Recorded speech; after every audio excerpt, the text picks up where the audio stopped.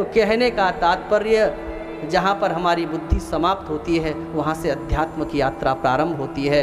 ब्रह्म अतर्क्य बुद्धि मनवानी, ये परमात्मा कभी अनुसंधान रिसर्च से प्राप्त नहीं हो सकता, ये परमात्मा समर्पण से प्राप्त होता है। अगर रिसर्च से प्राप्त होता तो आज वैज्ञानिकों को मृत्यु का रहस्य समझ आ जाता, लेकिन नहीं।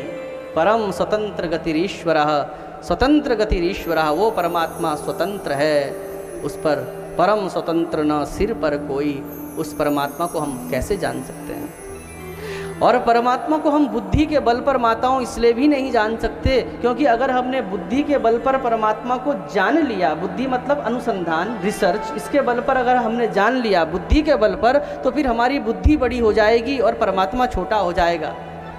तो इसलिए हम सामान्य उसी के द्वारा प्रदत्त बुद्धि से हम कब तक नहीं जान सकते जब तक वो न चाहे। तो अनुसंधान या ये भागवत कथाएं आदि आदि ये आपको परमात्मा को का स्वरूप तो बता सकती हैं लेकिन दिखा नहीं सकती, दिखाता है उसका समर्पण।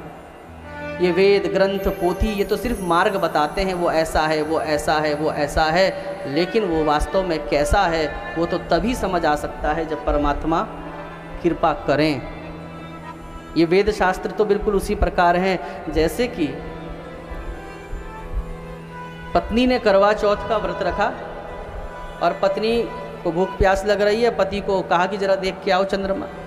पति को दिख गया चंद्रमा, पत्नी ने कहा झूठ तो नहीं बोल रहे हो? नहीं नहीं दिख गया चंद्रमा। अब लेकर गया पति, दिखाने लगा, मुख्य द्वार पर खड़ा होकर देखी वो देख वो देख। अब बहुत सारे पेड़ थे आंगन में तो दिख नहीं रहा था, तो पत्नी को हाथ पकड़ के दिखाता, अरे वो देखना वो देख पेड़ के पीछे। कहाँ मुझे नहीं दिख रहा है, अरे वो देख वो उस टहनी के पीछे देख। तो पति अपनी पत्नी को चंद्रमा दिखा सकता है लेकिन दिला थोड़ा ही सकता है। जैसे कि वो संकेत के माध्यम से हम बताते हैं वो है देखो वो बस उसी प्रकार से ये वेद शास्त्र भी हमको लक्षित करते हैं, बताते हैं परमात्मा देखो वो है, ऐसा है, ऐसा है, ऐसा है, लेकिन दिखाना अलग है, दिलाना अलग है। ये दिखा सकते हैं लेकिन दिलाता है हमारा समर्पण। प्रेम से कहिए श्री राधे।